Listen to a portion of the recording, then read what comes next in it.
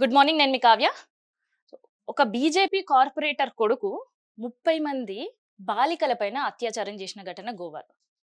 దాంతో పాటు తెలంగాణల రైతులు దీక్షలు చేసి, ర్యాలీలు చేసే పరిస్థితి వచ్చిందంట. అండ్ దాంతో పాటు ప్రభుత్వ స్కూళ్ళల్లో పిల్లలకి బ్రేక్‌ఫాస్ట్‌తో పాటు పాలివ్వడానికి ప్రభుత్వం నిర్ణయం తీసుకుంది. సో, ఇట్లాంటి వార్తలన్నీ కూడా పేపర్‌లో ఉన్నాయి. ముందుగా నమస్తే తెలంగాణతోటి స్టార్ట్ చేద్దాం. 3 దశాబ్దాలుగా మూసీపై కుట్ర జరుగుతుంది. నాడు చంద్రబాబు, నేడు రేవంత్ రెడ్డి రియల్ ఎస్టేట్ ఎజెండాగానే పూ మూసీకి సంబంధించిన పునర్జీవం, అభివృద్ధి, పర్యాటకన అంటూ పైకి మాటలు చెప్తున్నారు. కానీ లోపల మాత్రం వీళ్ళు చేసేది రియల్ ఎస్టేట్ దందా అంటూ ఒకటి నమస్తే తెలంగాణ రాసిండ్రు. తర్వాత ప్రాణాలు పోయినా భూములు ఇయ్యమంట.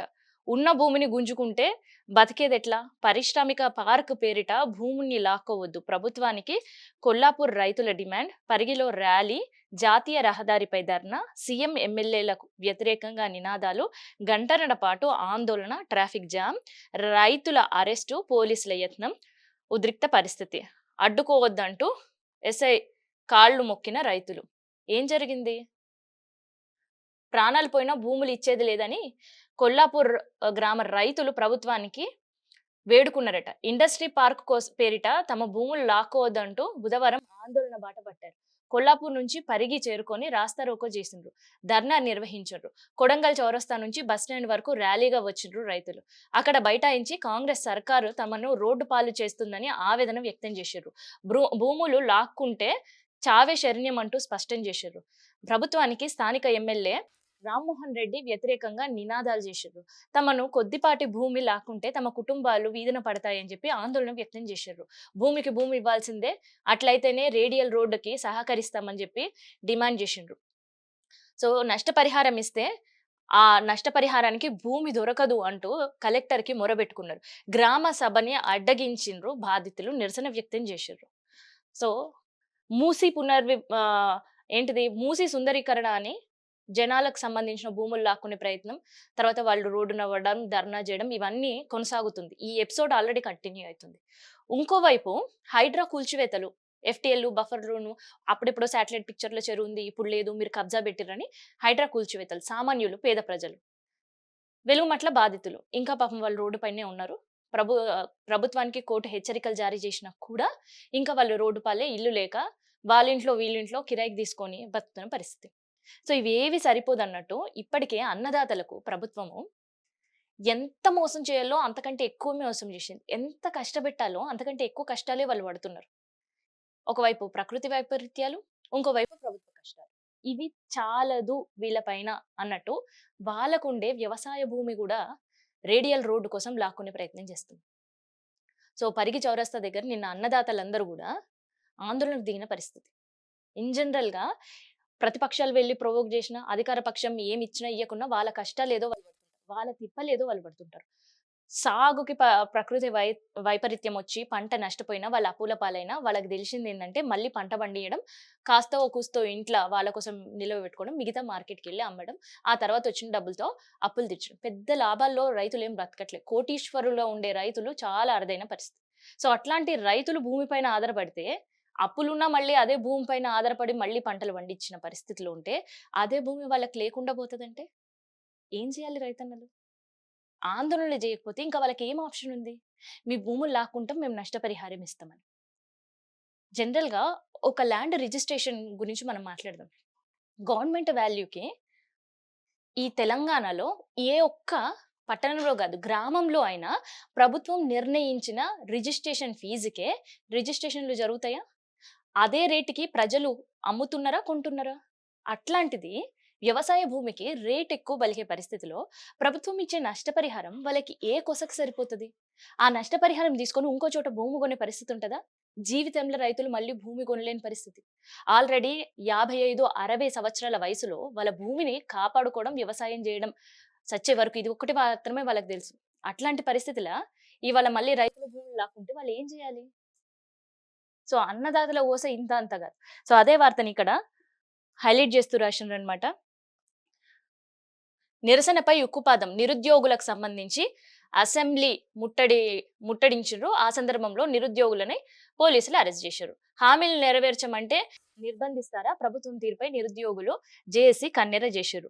పాపం ఉద్యోగుల గురించి మాట్లాడాలంటే 46 ఏళ్ల నుంచి ఇప్పటికి నిరుద్యోగుల పరిస్థితి అంటే తెలంగాణ తెచ్చుకొని మనం 12.5 సంవత్సరాలు గడుస్తుంది.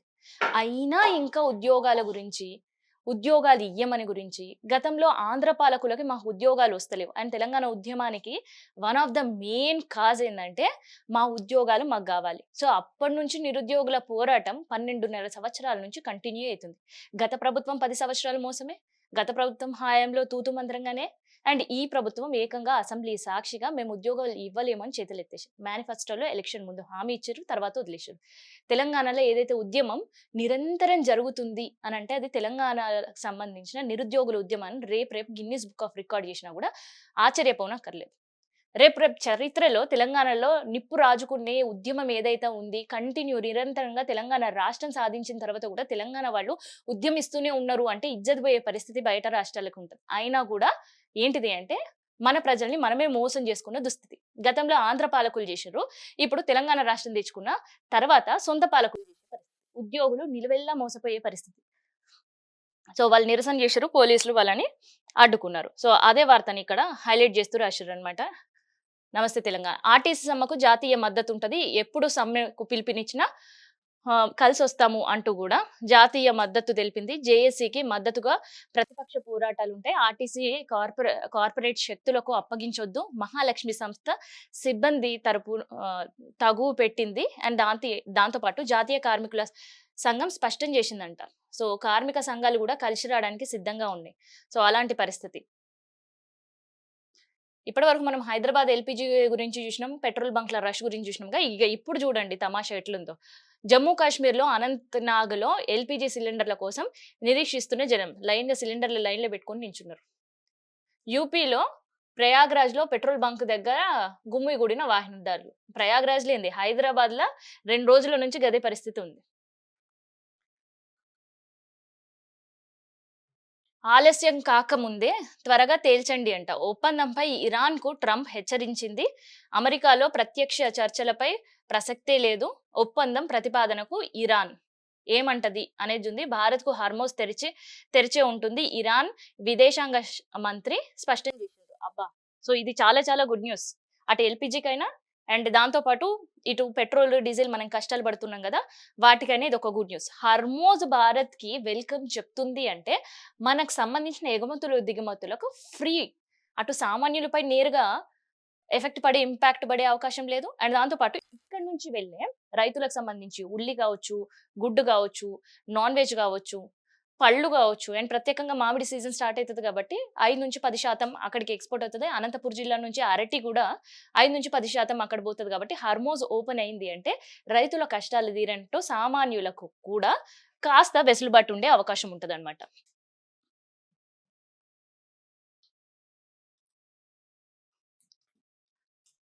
అది నమస్తే తెలంగాణ మొత్తానికైతే ఇవాళ ఒక గుడ్ న్యూస్ రాసింది హర్మోజ్‌కి సంబంధించి.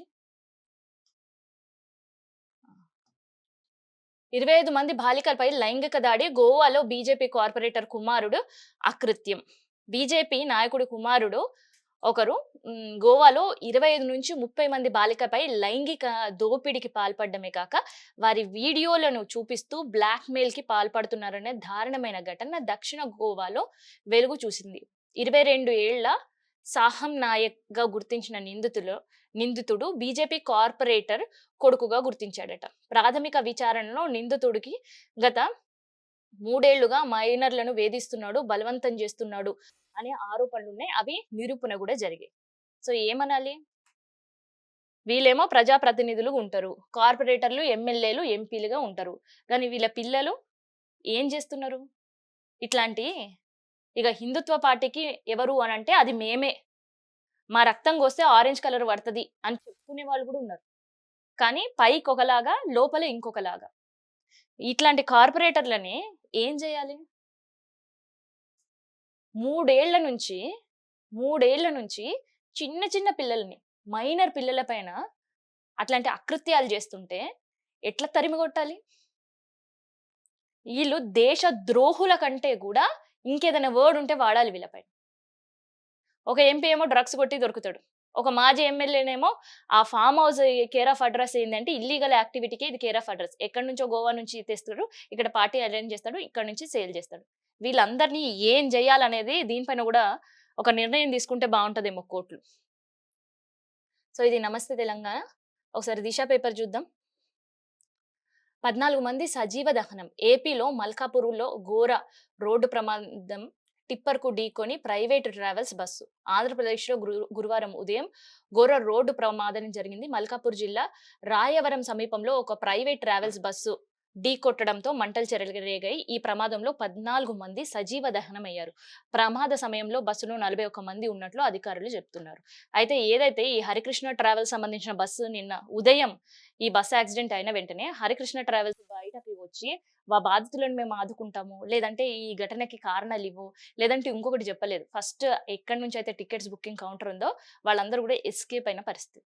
సో పోలీసులు దర్యాప్తులో తేలింది ఏంటంటే కరెక్ట్ ప్రమాదం జరిగే ఒక గంట ముందు బస్సు ఆగిందంట రిపేర్స్‌తో. సో రిపేర్‌లు ఉండే బస్సులని ఆర్‌టీఓ ఆఫీసర్‌లదే ఇక్కడ పూర్తి తప్పని నేనంట.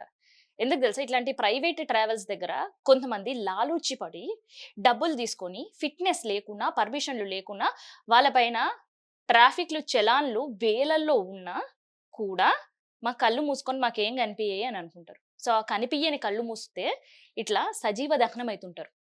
సజీవ దహనమై ఆ కుటుంబాలకు దూరమవుతారు. ఇంకా ఘోరమైన అందరికి హార్ట్ టచింగ్ ఇన్సిడెంట్ ఏంటి తెలుసా? ఈ 41 మందిలో దాదాపు 80% యంగ్‌స్టర్స్. కనీసం జీవితం అంటే ఏంటో కూడా వాళ్ళు చూడలేరు.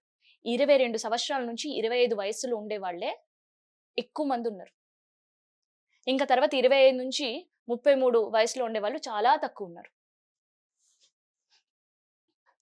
పేదల వైద్యానికి 4,500 కోట్ల రూపాయలు ఆరోగ్యశ్రీపై కొందరు తప్పుడు ప్రచారం చేస్తున్నారు అంటూ కూడా సీఎం సార్ చాలా సీరియస్ అయ్యిండ్రు. ఆరోగ్యశ్రీకి పరిమితి పెంచిందే మేము అంటూ కూడా హరీష్ అన్న ఇచ్చిన ప్రశ్నకి సీఎం సార్ నిన్న సమాధానం చెప్పిండ్రన్నమాట. అదే వార్తని ఇక్కడ హైలైట్ చేస్తూ రాసిండ్రు. కొత్త పట్టాదారులకు రైతు భరోసా దరఖాస్తులు స్వీకరించడానికి పూర్తిగా ఏర్పాట్లు చేసిండ్రు. దాదాపు 25,000 మంది రైతులకి దీనివల్ల ఒక మంచి చేకూరబోతుందన్నమాట. సో ఇప్పటి వరకు ఉండే రైతు భరోసాతో పాటు ఎవరైతే పాత వాళ్ళు ఉన్నారో ఈ మధ్య కాలంలో ఎవరైతే కొత్తగా మళ్ళీ పట్టా పాస్‌బుక్‌లు వాళ్ళ చేతికి వచ్చినాయో సో వాళ్ళకి 25,000 మంది రైతులకి మళ్ళీ భరోసా కల్పియడానికి అప్లికేషన్స్ తీసుకుంటుంది. భరోసా మాత్రం ఇప్పుడు కల్పియదు ప్రభుత్వం. ఎందుకంటే ఆల్రెడీ భరోసా కల్పించే పనుల 3 రోజుల క్రితం అనుకుంటా 3,450 కోట్ల రూపాయల నిధులు మంజూరు చేసింది కాబట్టి ఫస్ట్ దఫా అయిపోయింది. ఇంకో 15 రోజుల తర్వాత రెండో దఫా ఉంది. తర్వాత మూడో దఫా ఉంది. వీళ్ళందరికీ క్లియర్ చేసిన తర్వాత కొత్త రైతుల గురించి 25,000 మంది రైతుల గురించి ప్రభుత్వం ఏం ఆలోచన చేస్తదనేది చూడాలి. సో ఈ దఫాలో ఈ 9,000 కోట్ల రూపాయల్లో మాత్రం ఈ 25,000 మంది రైతులకి భరోసా అందే పరిస్థితి లేదు. సో అలాంటి వార్తని ఇక్కడ హైలైట్ చేస్తూ రాసిండ్రు. పెట్రోల్‌పై రూ. 5 పెంపు అట. డీజిల్‌పై రూ. 3 నిర్ణయం తీసుకున్న ప్రైవేట్ రంగ సంస్థలు.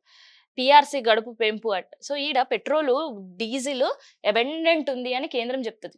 ఇక రాష్ట్రంలో ఉత్తమ్ సారు, భట్టి సారేమో అసలు మీరు టెన్షనే పడకండి. పెట్రోల్ ఎవరైనా బ్లాక్ చేస్తే మీ తాట తీస్తా అంటారు. ఇంకో పక్క సంస్థలేమో రూ. 5, రూ. 3 పెంచుతుంది. నిల్వలు ఉన్నప్పుడు ఎందుకు పెంచాలి? పెంచాల్సిన అవసరం ఉండదు.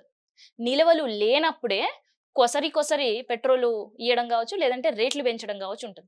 ఓ పక్కనేమో కేంద్రం అబండెంట్ ఉంటదంటది. హార్మోజ్ నుంచి ఇంకో 4 షిప్పులు బయలుదేరేసి వచ్చినాయంటారు. రాష్ట్రంలో ఏమో మనకి 3 నెలలకు సరిపడా నిల్వలు ఉన్నాయంటారు. మరి ఈ సంస్థలు పెంచితే వీళ్ళపైన ఏం యాక్షన్ తీసుకోవాలి? నిన్నటిదాకా మొన్నటిదాకా డీలర్స్ సెల్ఫీ వీడియోలు తీసిండ్రు. సెల్ఫీ వీడియోలు తీసి ప్రచారం చేసుకున్నారు. మీరు అసలు టెన్షన్ పడకండి ప్రజల్లారా. మా దగ్గర అబండెంట్ ఉంది. మీరు అనవసరంగా టెన్షన్ పడుతున్నారు. వచ్చి పెట్రోల్ బంక్ దగ్గర క్యూ కడుతున్నారు. అందుకనే పెట్రోల్ షార్టేజ్ వస్తుంది. అసలు పెట్రోలే ఇంట్లో నిల్వ చేసుకోవద్దు అని. ఇప్పుడు నువ్వు రూ. 3, రూ. 5 ఈ రోజే పెంచితే జనాలు ఏం చేస్తారు? చెప్పేదానికి, చేసేదానికి చాలా వ్యత్యాసం ఉంది అని. ఎందుకంటే మోడీ సార్ గతంలో పార్లమెంట్‌లోనే ఒకటి అన్నాడు. మళ్ళీ యుద్ధానికి మీరు సిద్ధం అవ్వండి, సంక్షోభానికి మీరు అంతా ప్రిపేర్డ్ కండి. ఆ మాట అనడం, పెట్రోల్ కాస్త బంక్స్ తగ్గడం, తర్వాత రష్ పెరగడం, ఈ సందర్భంలో రేటు పెరగడం. ఈ సైమల్టేనియస్‌గా జరుగుతున్న సిట్యుయేషన్‌కి జనాలు ఇంకా పానిక్ అవుతారు. నిజంగా పెంచాలి అని అనుకుంటే డీలర్లు ఎప్పుడు పెంచాలి? ఈ పానిక్ సిట్యుయేషన్స్ కాస్త తగ్గిన తర్వాత పెంచాలి. ఒక 3 రోజుల నుంచి విపరీతమైన పెట్రోల్ రష్, డీజిల్ రష్ చూస్తున్నాం. కాస్తో కూస్తో ఇవాళ అటు ఇటుగా ఉంది అనే సందర్భంలో మళ్ళీ రేటు పెంచుండ్రన్న వార్త విన్న తర్వాత జనాలకిగ వీకెండ్స్ అనేవి ఎక్కడ జరుపుకునే పరిస్థితి కాదు. ఇవాళ శ్రీరామనవమి పండుగ జరుపుకోవాలా వద్దా అని ఆలోచించి మళ్ళా పెట్రోల్ బంక్ దగ్గర క్యూ కడతారు. ఈసారి బండ్లతోటే కాదు, ట్యాంక్‌లతోటి, బాటిళ్ళతోటి, వాటితోటి కట్టే పరిస్థితి ఉంటది. సో, జనాలని ఎందుకు మళ్ళీ పానిక్, కన్‌ఫ్యూజన్ చేస్తున్నారో అనేది ఈ డీలర్‌లు అర్థమైతలేదు. ఐపీఎల్ 2026 షెడ్యూల్ విడుదలైంది అనే వార్తను గూడా ఇక్కడ హైలైట్ చేస్తూ రాసిండ్రు. అండ్ రేపు హైదరాబాద్ వర్సెస్ బెంగుళూరు మ్యాచ్ గూడా ఉండబోతుంది. పీఆర్‌సీ గడువు పెంపు ఉత్తర్వులు జారీ చేసిన ప్రభుత్వం కమిషన్ గడువు ఈ నెలాఖరుతో ముగుస్తుందని నిర్ణయం. సెక్రటరీలపై సీరియస్ అయ్యారట. ఏఐసీసీ ఆఫీసర్లపై ఆగ్రహంతో మంత్రులున్నారు. ఇదేం పద్ధతి అంటూ మినిస్టర్ల భారత్‌కు హర్మోజ్ ఓపెన్. ఇందాక మనం చెప్పుకున్నాం గదా! ఇక్కడనేమో హర్మోజ్ ఓపెన్ అనే వార్త రాస్తారు. ద్ తిరిగి చూస్తే గ్రౌండ్‌లో అట్లాంటి పరిస్థితులేమో కనిపియవు.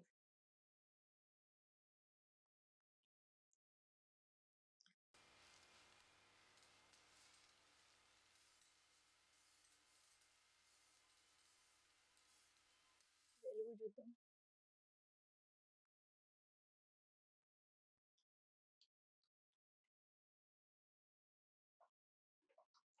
మహిళా రిజర్వేషన్‌లపై నేతల కన్ను. భార్యలు, కూతుర్లు, కోడళ్ళు రాజకీయ అరంగేట్రం చేసేందుకు ప్లాన్ చేస్తున్నారు. నియోజకవర్గ పునర్విభజనలో 179 పెరగనున్న అసెంబ్లీ సీట్లు, 33% రిజర్వేషన్ల కింద మహిళలకు ఏకంగా 59 స్థానాలు రాబోతున్నాయి. అసెంబ్లీ జాబితాలో ఎమ్మెల్యేలు, ఎమ్మెల్సీలు, మంత్రుల మధ్య ఆసక్తికర చర్చ జరుగుతుంది. శుభాకాంక్షల పేరుతో ఫ్లెక్సీలు, కటౌట్లు, హోర్డింగ్‌లు కనిపిస్తున్నాయి.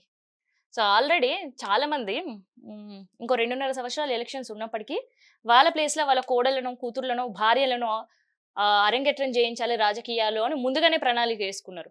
సో, వాళ్ళని కొంత యాక్టివ్ జేయడం. అందులో మల్లారెడ్డి కోడలొకరు. తర్వాత కొండా సురేఖ బిడ్డే ఒకరు. ఆల్రెడీ వాళ్ళు అసలకి ఈ నియోజకవర్గాలు జరుగుతాయి అండ్ ఇట్లాంటివి పరిస్థితులు ఉంటాయి. ఈ న్యూస్ తెలియక ముందే వాళ్ళు స్టార్ట్ చేసిర్రు. ఇక న్యూస్ తెలిసిన తర్వాత ఎట్లుంటది హడావిడి. ఇక వారం రోజుల ఎలక్షన్స్, 10 రోజులలో ఎలక్షన్స్ అంటే ఎట్లుంటదో సీన్ అట్లుంటదనమాట. ఇప్పుడు హైదరాబాద్‌లల్ల, తెలంగాణలో నియోజకవర్గంలో ఫ్లెక్సీలకు సంబంధించి చూస్తే ఇగ ఒక 10 రోజులలో ఎలక్షన్స్ వస్తే ఎట్లుంటదో అట్లా ఫ్లెక్సీలు అనేది ఎక్కడికక్కడ కనిపిస్తున్నాయన్నమాట.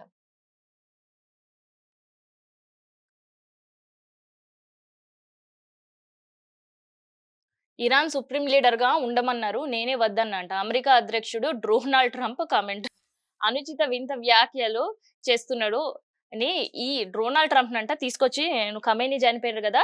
సార్ ప్లీజ్ మీరొచ్చి మా దేశంలో సుప్రీం లీడర్‌గా ఉండండి" అని చెప్పి ఇరానోళ్ళని నిజం. ఇక దీనికంటే కామెడీ న్యూస్ ఇవాళ ఉండదేమో అని అనిపిస్తుంది. నిజంగా సుప్రీం లీడర్ చనిపోయిన తర్వాత ట్రంప్‌కి సంబంధించి మినిమమ్ కామన్ సెన్స్ ఉన్నవాళ్ళు ఆలోచిస్తారు ఏందంటే, నిజంగా సుప్రీం లీడర్‌ని వీళ్ళు చంపేషిర్రు. అది వాస్తవమే. ఎంత నిఘా వ్యవస్థ దాని కోసం 2 సంవత్సరాల నుంచి కష్టపడ్డది. ఇటు ఇరాన్ గోప్యంగా గావచ్చు, సీక్రెట్ ఆపరేషన్ గావచ్చు, దాని తర్వాత ఇజ్రాయెల్ ఆపరేషన్స్ గావచ్చు, తర్వాత అమెరికా, ఇజ్రాయెల్ ఇద్దరు కలిపి సుప్రీం లీడర్ ఖమేనీని చంపేషిర్రు. సో, అది అందరికి కూడా విదితమే. కానీ ఆయన చనిపోయిన తర్వాత ఇరాన్ సార్ మీరంట మా అధ్యక్షుడు సుప్రీం లీడర్‌గా ఉండండంటే, "ఒద్దొద్దు నేను ఉండనని" చెప్పి ట్రంప్ చెప్పిండంట. నిజంగా వాళ్ళకి ఆ ఉద్దేశ్యం ఉంటే డ్రోన్‌ల వర్షం ఎందుకు కురుస్తది? గల్ఫ్ దేశాల పైన క్షిపణుల ప్రయోగం ఎందుకు జరుగుతది? ప్రపంచ దేశాలు ట్రంప్ పైన ఎందుకు ఒత్తిడి తీసుకొనొస్తాడు? ట్రంప్‌కి సంబంధించిన మిలిటరీ అధికారుల ఉన్నత స్థాయిలో ఉండే చీఫ్‌లు ఎందుకు రాజీనామా చేసిపోతారు? సో, ఇట్లాంటి ట్రంప్ స్టేట్‌మెంట్ ఇస్తే ఇరాన్ ఒక కమీడియన్‌గా చూస్తుందాయనని. నవ్వుకుంటున్నారు. అక్కడ సోషల్ మీడియాలో ఇది విపరీతంగా ట్రోల్స్ అవుతుంది. మీమ్స్‌కి ఉపయోగపడుతుంది ట్రంప్ మాటలు.